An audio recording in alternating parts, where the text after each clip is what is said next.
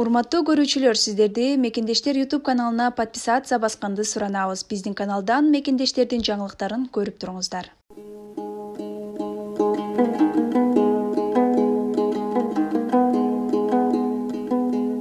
Орусиядагы жол кырсыгы: жубайлардын бири каза болуп, экинчиси оор абалда ооруканада.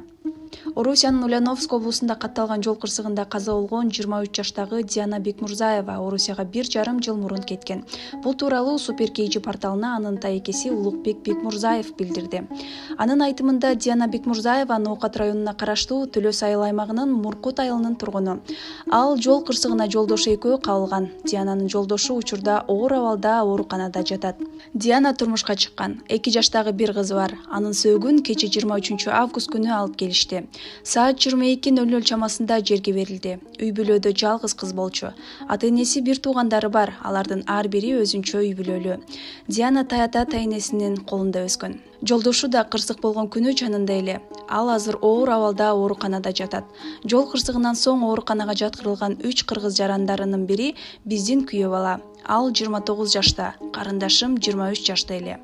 Алардын кызы учурда таятасынын жанында. Кечээ күнү өкмөт тарабынан 300 000 сом берилди. Мал жандыктар союлган жок.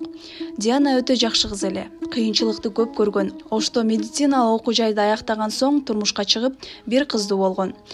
Кызын кайнени кайнатасына таштап, жолдошу экөө үй салабыз деп 1,5 жыл мурун Москва шаарына иштеген кетишкен. 1,5 жыл аралыгында экөө жерине пайдубал тургузуп коюшкан. Күйөө балабыздын жанында болуп, аны караганы бир тууган агасы бүгүн Орусияга учуп кетти. Оор акыбалда болгондуктан жанында бир адам болуш керек экен, деди ал. Маалымат үчүн, 21 август күнү Ульяновск облусунда жол кырсыгы катталып, 16 адам каза болду.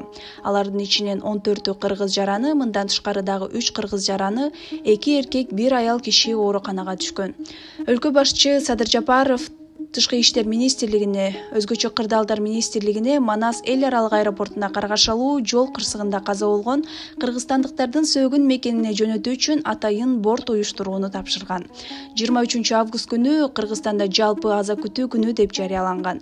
Жол кырсыгынан каза болгондордун сөөгү Ошко алынып келинген, алардын жакындарына президенттин фондунан 300 000 сом кенемте берилет.